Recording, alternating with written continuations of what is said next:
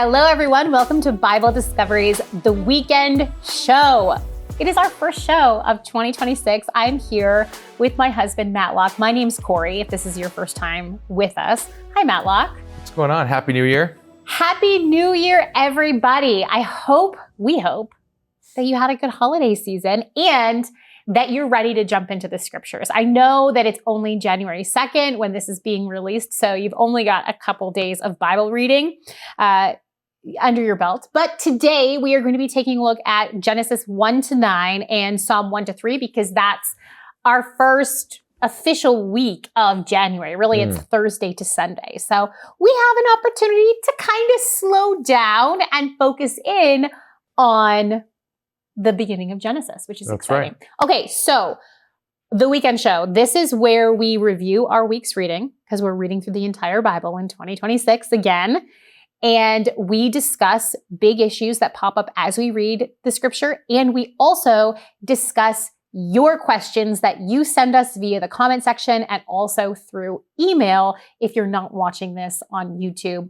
BibleDiscoveryTV.com. You can find all of our contact info there if you're not watching or listening on YouTube. But for this year, I have heard you. I have received your emails. I have seen the comment section.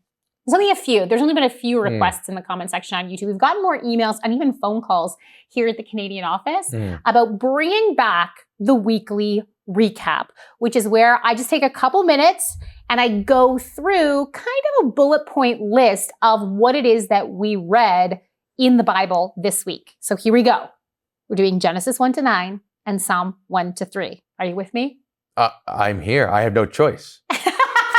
We are forcing him to read through the Bible with us, guys. All right, are you ready? Here we go. Okay, I wrote notes for myself, so I'm going to be glancing down at my iPad. Okay, Genesis 1. Of course, in the beginning, God created the heavens and the earth.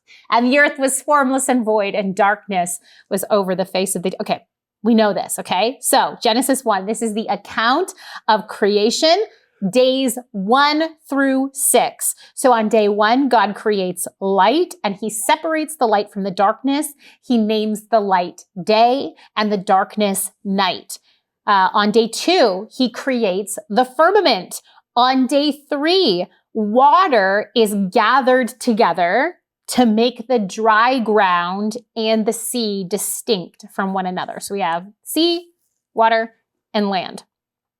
Also on day 3, vegetation grows on the land, so plants.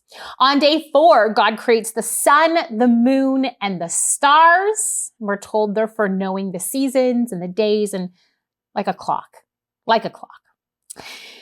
Day 5, God creates water creatures. So fish, water beasts, whales. By water beasts, I mean like whales and things, and also birds. So he's filling those two zones. He's filling the air. He's filling the water with living creatures. The word for sea beast is tannin. It's dragon. It's dragon. It's Hebrew. Yeah. Water dragons. Loch Ness. Is that what you're saying? Are you saying Loch Ness? It's the word. Yeah, it's the word for dragon. The ESV translated beasts, but I think it's tannin. It's the same word that's used to describe dragons. Love it. Anyway, sorry. Love it. Okay, there's a whole weird episode in there somewhere. Okay, day 6, still in Genesis chapter 1, God creates animals on the ground. He creates insects, living creatures, and mankind. Of course, this is where we make our grand entrance. We're told that mankind is made in the image of God. Male and female are made in the image of God. Mankind is told to be fruitful and multiply, to fill the earth and rule it. Okay, Genesis chapter 2, we get the 7th day of creation, which is God resting. And then we get a retelling of the creation story, but this time from the point of view of man, of the creation of man. So it's an emphasis on the creation of mankind, zooming in to that day 6 creation of man. Okay, so creation day 7, God rests from his creation. So he's no longer actively creating the universe.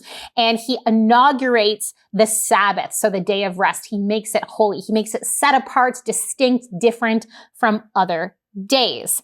Then, of course, moving into this second creation account detailing how humans were made, we see God creating Adam out of the dust of the earth and then breathing life into his body. God puts Adam in the Garden of Eden, and he forbids him from eating from the tree of the knowledge of good and evil. Any other tree's fine, just not that one. Adam then names the animals as they come to him, and Eve is then created from Adam. And you'll remember that whole thing. God puts him under a deep sleep, takes his rib, makes Eve. Adam's thrilled. It's great. Okay, Genesis 3. The serpent speaks to Eve, trying to convince her to eat from the tree of the knowledge of good and evil. And of course, Eve chooses to eat, and Adam chooses to follow her in that eating. God confronts them, and he doles out consequences for this sin of rebellion. We get the serpent being cursed and a messianic prophecy, a promise of salvation in Genesis 3, verse 15. The consequences for woman is that she will have to toil in her childbearing, and she'll have a different relationship with her husband than she enjoyed previously.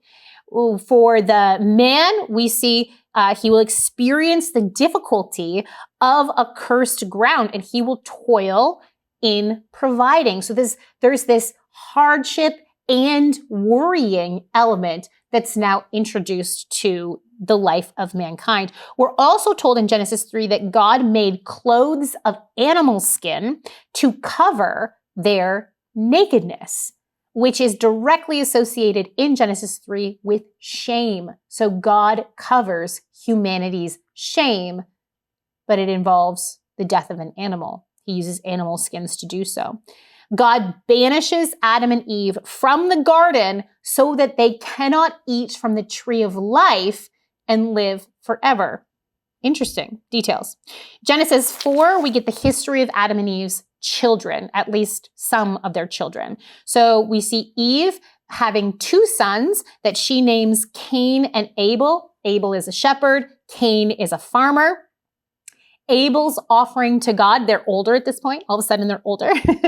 Abel's offering to God is accepted. Cain's offering to God is not accepted. Cain becomes angry with Abel over this. There's a jealousy thing that's going on. God confronts Cain to teach him about the nature of sin and what Cain's response should be.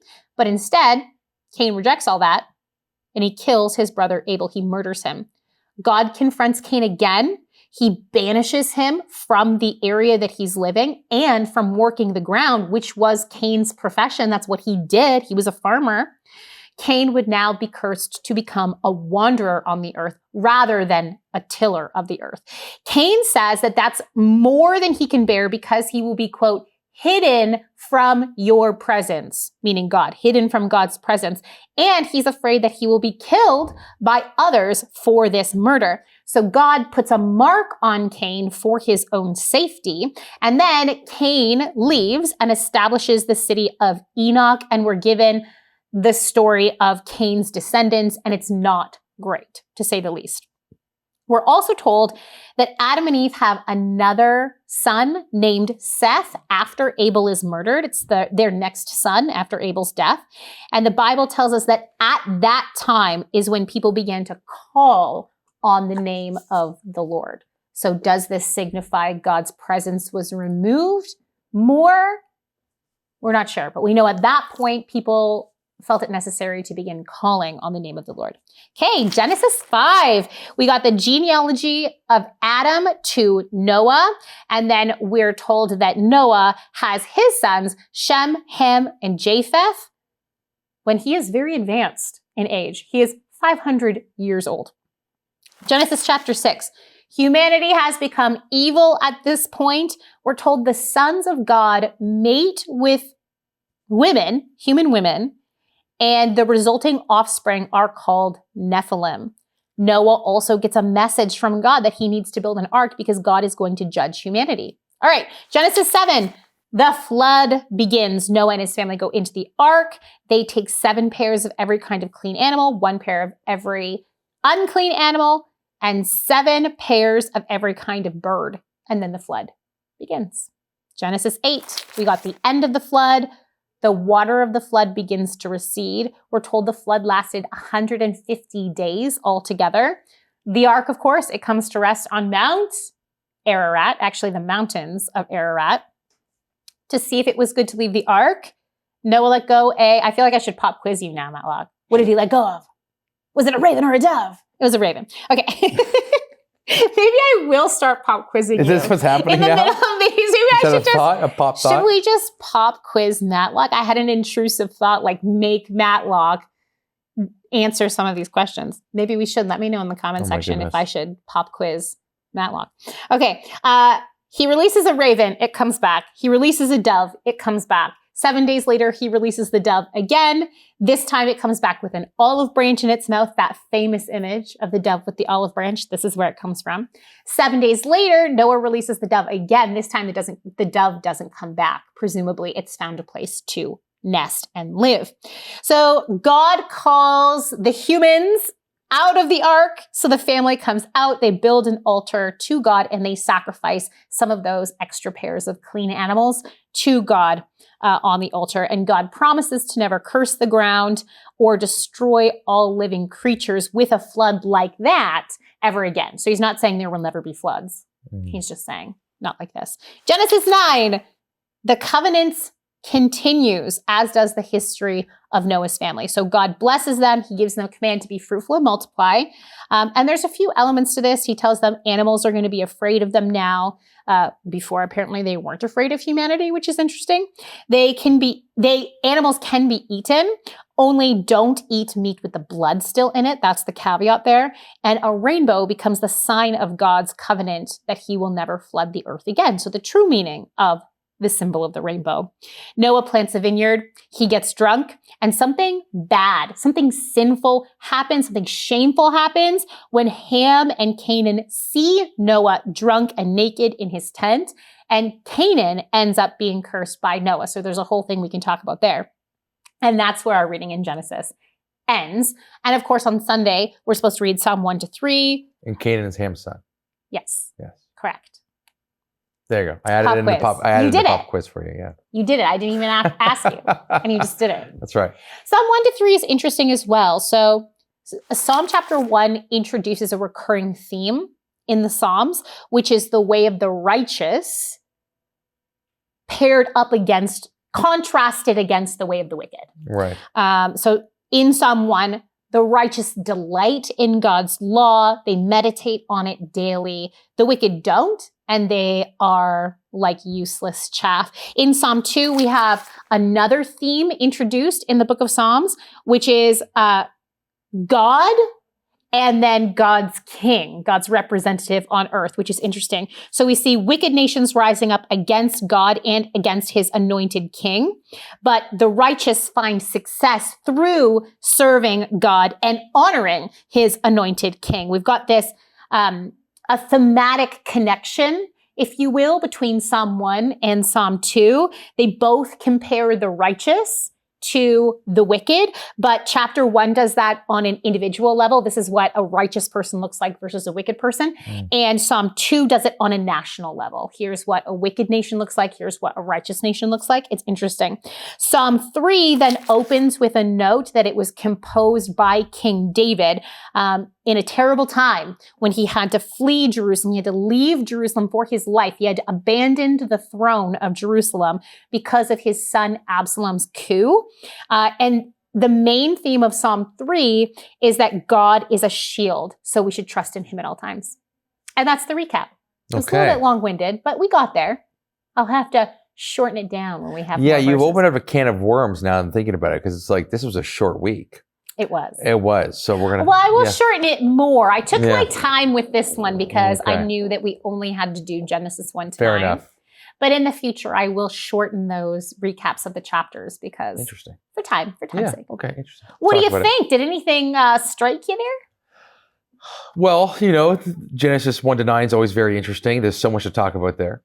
I'm sure there's viewer questions pertaining to it, but even the string Nephilim, there's debate about the sons of God. Yeah. Right, what that looks like, and what are the Nephilim? So some people are like, oh, are the sons of God and fallen angels or whatever. People have a whole bunch of descriptions. Or are they quote unquote giants? Are they just like really like normal people, but just like what's that? What am I thinking of? Like legendary, like Achilles, like above, people that are bigger than the like Nimrod. Thank you. Yes. So conquering famous. kings. Yes. Infamous, if you will. Yeah, I can't remember the euphemism, but yes, yeah, exactly. Yeah.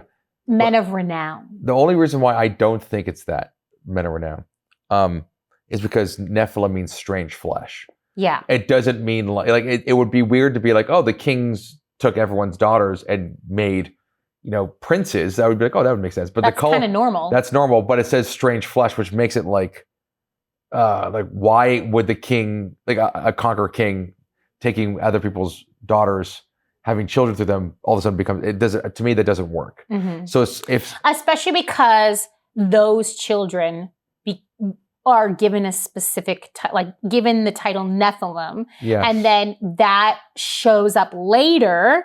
Yeah. As giants. Yes. Like larger than life. Yes. And then when, in Joshua, well, in Exodus, but when the Israelite spies go in to look at the promised land, they come back and they're like, we're like grasshoppers. Yes.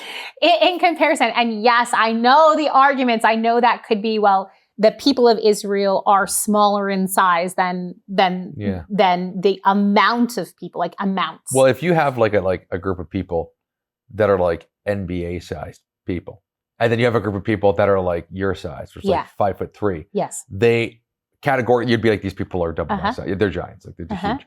So it's like, yes. And we have even though it's debated, the height of Goliath is debated. Yeah. He is called a Nephilim. Yes. And so there's two different numbers depending on if you look at the Masoretic text or if you look at the Septuagint, right, which is the Greek translation. Yes. However, he's still larger than a normal human, larger than the average size. Yeah. But yeah, it can. There are very tall people in this world. Okay, yeah. And I don't think personally. I believe that God created the heavens and the earth. Yeah. So. And I believe in a spiritual world. So to me, it's not much of a leap to be like, I mean, if there was somehow there was a weird marrying of spiritual with the physical, could that result in people who were larger than normal? I think the answer has to be yes. Yeah. But also, like, you're right. I've been to a college volleyball game before. Yeah. Those guys are huge.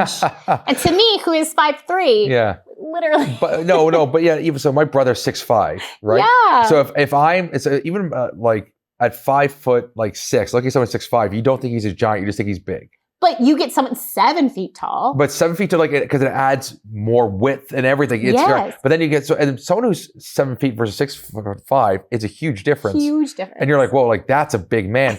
But you still don't consider him a giant. Once you start getting to like the 7 foot to 8 foot range, you're like, hold on, this is getting big.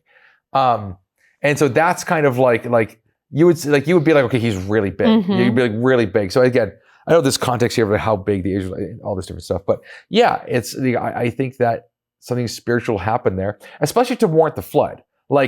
Yes, it is directly connected with the reason for the flood. Yes, this is what makes it. So if you had a conquering kings taking people's daughters to have children, that happened after. It's like this. Does that warrant the global flood? It's like, well. Yeah, it's like, why? You see what I'm saying? Mm-hmm. I don't think it adds up. We know that God, the scripture says that God looked on man, he regretted that he made them because the intentions of their heart were continually evil. Yes. Continually evil. So something happened to encourage on that process. Yes. And the argument for this to be a spiritual event is really biblically interesting when you look at sons of God referencing angelic beings as spiritual beings. Yes.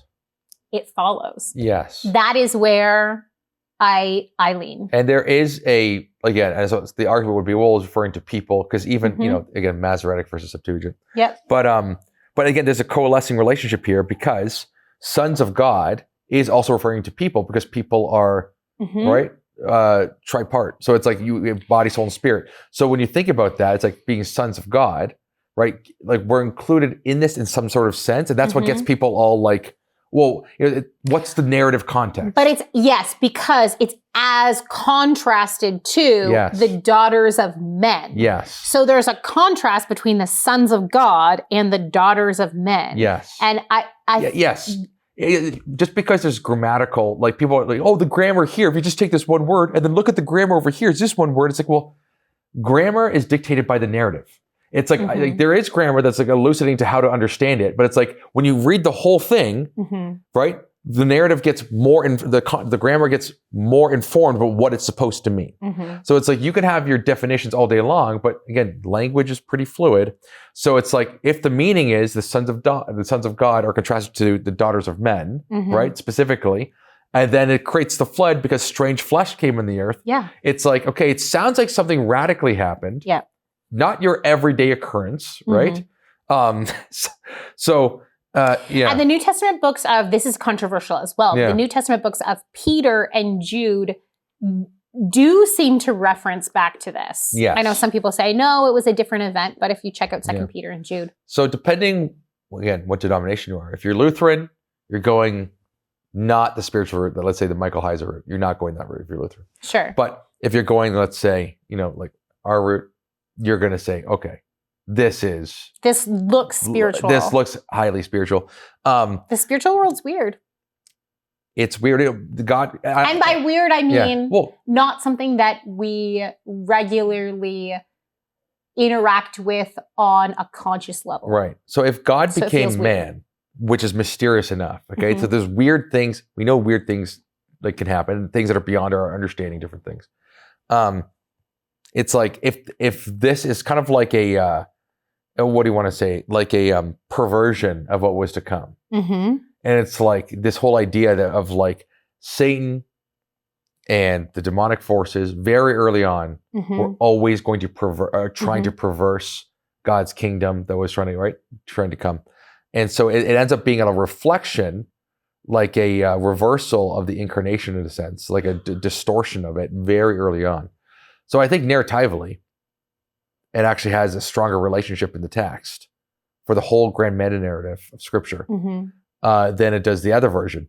And I think it just, again, and in the immediate context, like we said, I think it just makes the most sense. And I think that's how it was perceived even by Peter and Jude.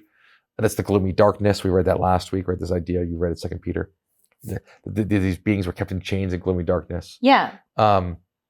And so, yes. And so, yeah, I think it just... What astounds me too is that, so I know there's controversy over the antediluvian ages, meaning the pre-flood ages of people, because they are multiples. I can't remember what number. They are multiples of certain number. So perhaps they were reckoning years differently than after the flood. Like, right. And there's a Sumerian kings list that has the same phenomena with like wildly longer ages, like 13,000 years, stuff like that.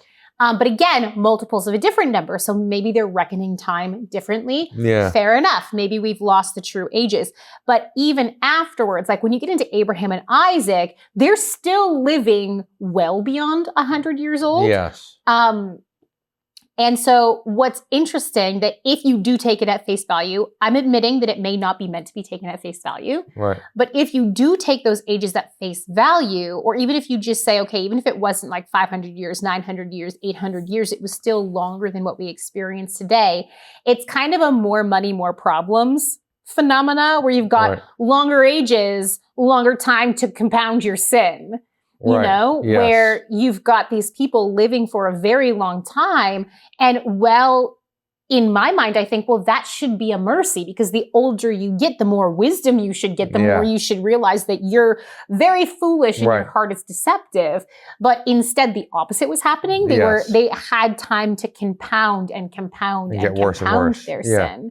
So we see that reversal, that after the flood, then nature's not cooperating with you anymore. Your ages are getting shorter and shorter. Yeah. Life is more difficult. Yes. And all of those, in a weird way, is a mercy from God that inhibits human evil. Yes. Interesting. No, it is interesting. Interesting. And it's interesting to think about, when we connect back to Genesis 3, about when you think about the whole context of what's happening here, if Satan falling at this time, I know people say Satan fell before, but I think it makes much more sense if Satan fell in Genesis 3, because it was like the whole event took place at once. It wasn't like God didn't see Satan coming. It was God was protecting Eden. It was good. Ezekiel 28. Anyways, but like when you think about everything happening, with Satan falling, people falling at the same time, all of a sudden God's estrangement of mankind becomes a mercy. God's showing mercy on people by allowing them to physically die, as opposed to having a spiritual death, like for eternity. So he's giving them time to repent, whereas Satan there is no repentance. So it's like, when you think about it, mankind was deceived in ignorance, all this different stuff, and voluntarily fell into sin. Death all of a sudden becomes a mercy, and our short ages, like you were saying, shortening of the ages is becoming a mercy. Yeah. And then you think about that in relation to the New Testament, where it says that the days weren't shorter, right? Man would not continue on. Whatever the verse is. Sorry, it's just having an off day. But the shortening of days. I think it's Matthew 24. That concept. If the days weren't shortened. Yes. Yeah. And some people are like, well, is it going to be 23-hour days? Like, what is it? Like, is it just always nighttime? It's like, well, no. It's like there's more to it than that. Anyways, but it's connected to this idea of this mercy. God ending something is not always a sign of his judgment. Or just his judgment. It's also a merciful judgment. Yes, that's right. Yeah. It's a similar concept in Isaiah. It talks about how precious in the sight of the Lord are the death of his saints, the death of the righteous man. And people don't consider it enough. It's actually in Isaiah. You don't consider this enough, that the righteous man is removed from the face of evil. Yes. So it is a mercy of God as much as it is a judgment. Yeah. Amazing. Okay, I have a comment here from Sudeep. I'm so sorry. I'm really bad at pronouncing all of these names, but they say, I'm not happy to hear and read this chapter, Genesis 3. God is love, but we are born in sin, lustful thoughts. I am not happy when I read Genesis, first sin and lost every soul. Yeah, it's not a very happy, not a very pleasing. But also too, when you read Genesis, what makes it so beautiful is, so Genesis, how it's described, this is all of Genesis, but especially early on, is that we had communion with God. He was walking in the cool of the day. Like there was communion with the Lord. And then it's sad because it was separated, but the whole point is that it actually establishes this fatherly love very early on. That's God's desire, you mean, is to be with us? Yes. And so the Eden, what was before, is now an emblem. It's going to be so much more than just Eden was. But it's it's actually what is being restored in us is now that Eden. So it ends up being a very powerful motive, and also a hope is established in that as well. So you know that what you're looking forward to, that is only a taste, I guess you could say, of what's going to come. Yes. And so, again, so I think that yes, while it's sad to see man voluntarily fall and being deceived by Satan, there's also hopefulness in it, and that's paradise lost will be paradise regained. Yes, absolutely. It will be. Yes, we know the outcome, which is great. Yeah. Okay, I do have a question. From Tim Taylor. Okay. All right. I'm confused. How does Satan go from having to crawl on his belly for the rest of his days in Genesis to walking to and fro in Job when God asks him what he's been up to? Thanks. Okay. So I literally wrote an article on this, and it's on the website. Did you? Yes. I wrote several articles on this, actually. Okay. And so I encourage you to go on the website and read those articles. Can you give us a Coles Note version? Yeah, I'll give you a Coles Note version. Of your conclusion? Yeah, so let's do that, because it's been a long time since I've read that article. But let me just read the passage he's referring to. Yeah. We know the Job one, walking to and fro the earth, right? Right? Let's just read this one here, just really quick. I'll pull up the Job one so we can do the comparison. Okay. The Lord God said to the serpent, Because you have done this, cursed are you above all livestock and above all beasts of the field. On your belly you shall go, and dust you shall eat all the days of your life. I will put enmity between you and the woman, between your offspring and her offspring. He shall bruise your head, and you shall bruise his heel.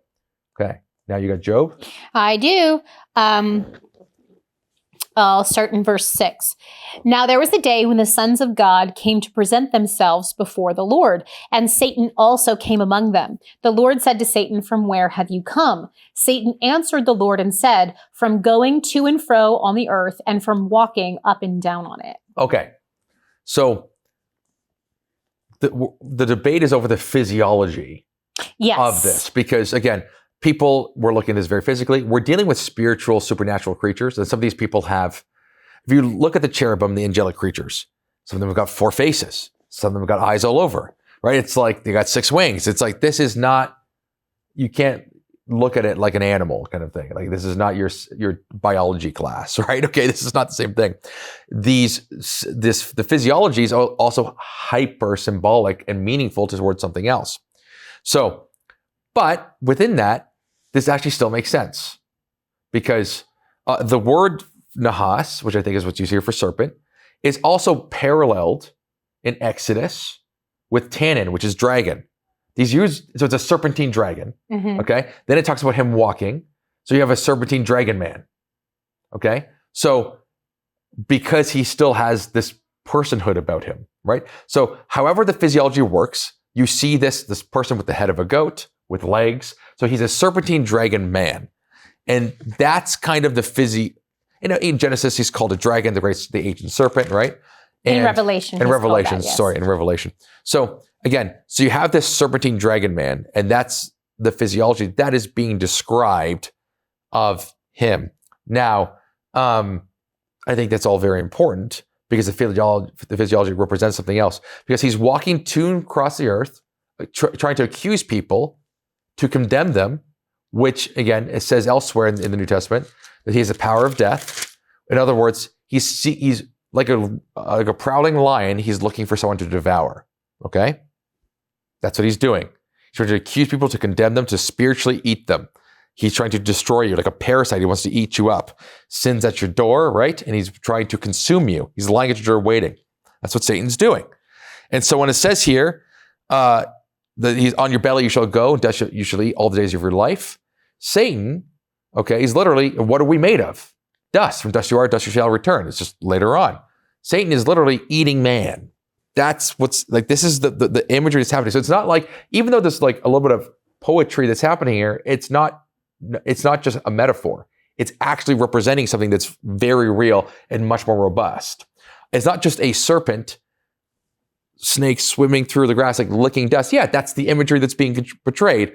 But it's also talking about a serpent, dragon man, consuming you from the inside out. It's a very terrifying concept. So, because dust you, right? So what it's saying here is that on your belly you shall go, right? Why belly? He's like a prowling lion. He's devouring people. Okay, eating the dust, right? All the days of his life. So this is Satan, who was created as an angel, according to Ezekiel 28, who I think is referring to Satan as a guardian cherub. Created good, okay? Fell in Eden, and then was good, but now his new role, okay, as an angel, because angel means messenger, it's a description of a role. Now his new role is the accuser, the challenger.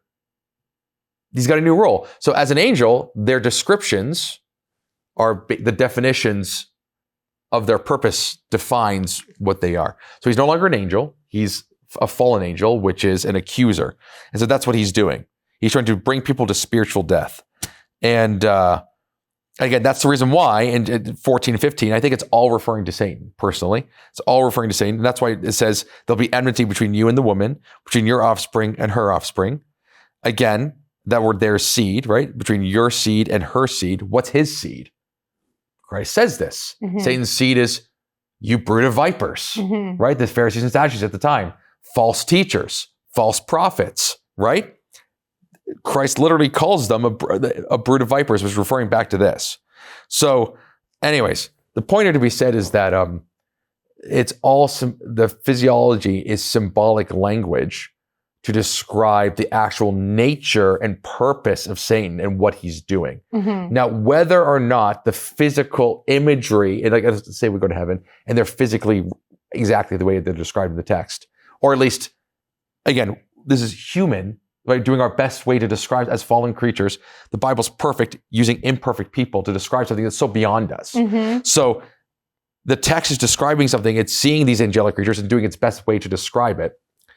If they're identical one for one, then so be it. It's the way that they're physically described.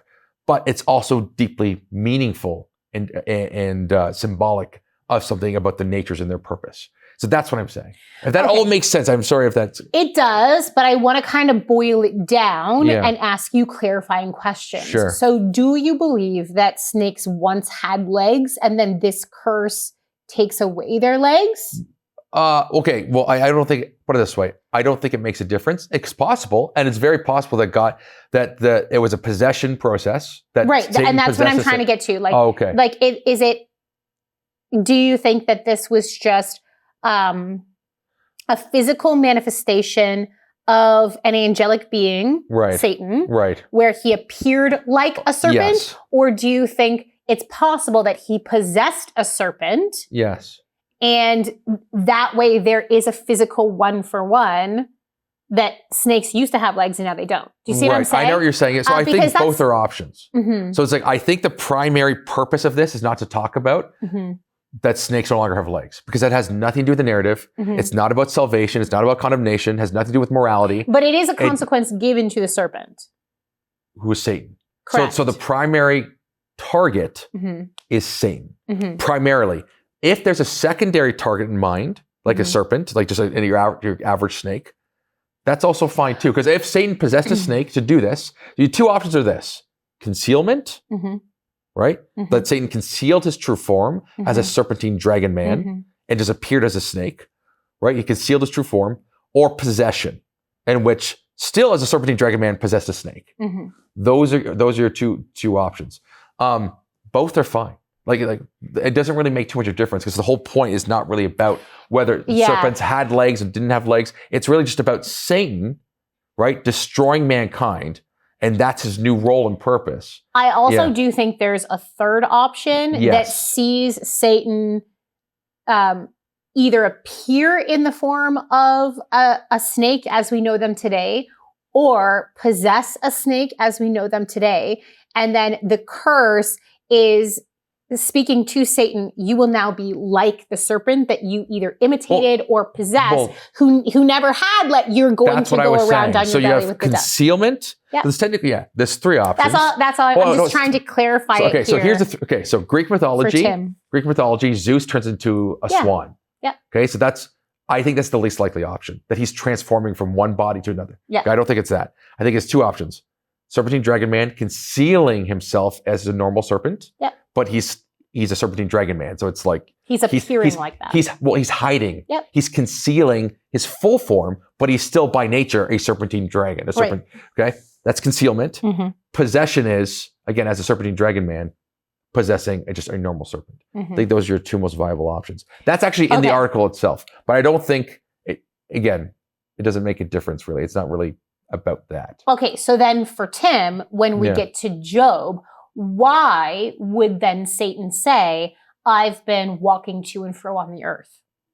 Because he's a serpentine dragon man. It's not really about his physiology.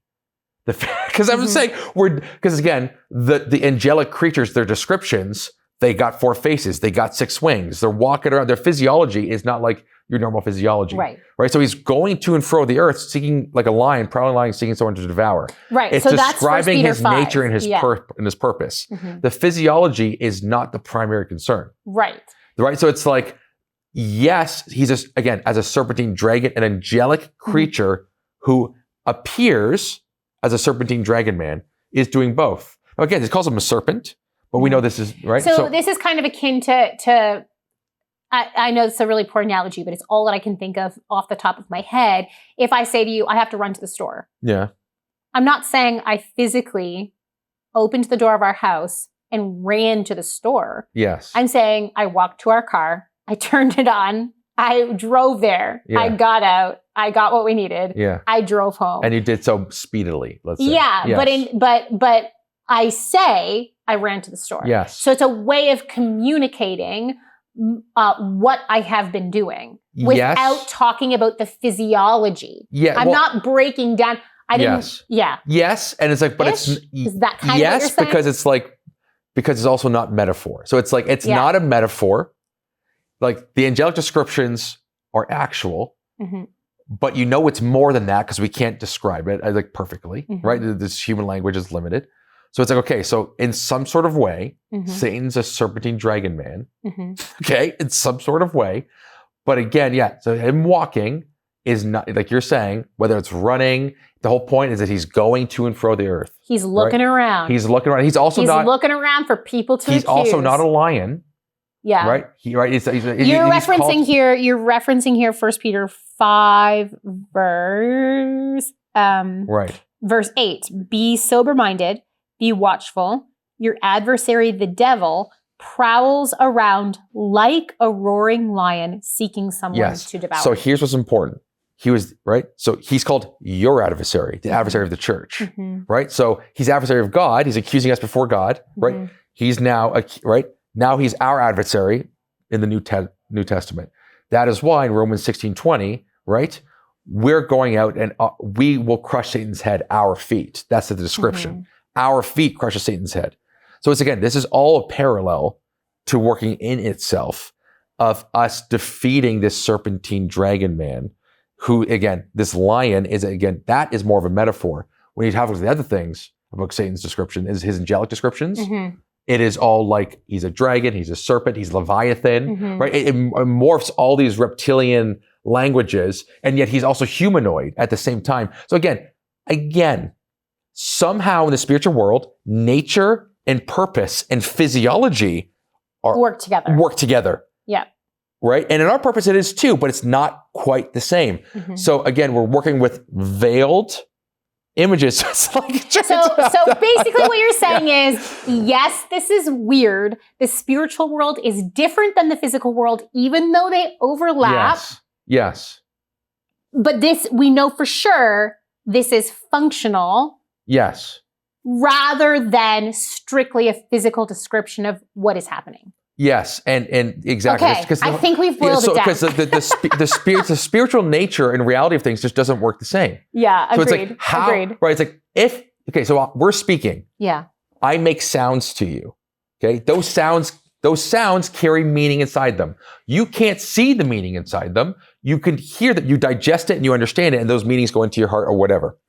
Meaning in the spiritual world can be seen. Yes. What? You will see God. What? The meaning of meaning is truth. So it's like you can see truth.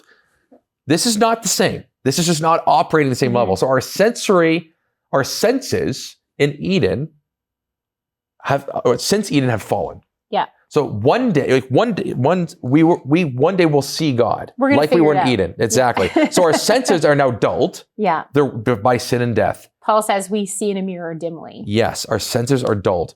But our senses, again, we're going to be ascended to heaven in glorification, and in our bodies, and those senses will be uplifted into its Edenic state plus more. Mm-hmm. And so again, it's like you can see meaning. I don't know how else to describe this, but it's like one day everything will be completely unified and cohesive. Right. And I don't know if I made things more confusing, but essentially it's like Tim's going to let us know. Okay, yeah, just Tim, let us know. I tried to and I think you did a good job. I think we came to a concluding thought. Yes. Earlier. Yeah. I think we did. The celestial serpent is the name of the article. And I think there's a part one, a one-legged snake. There's a whole bunch of different things.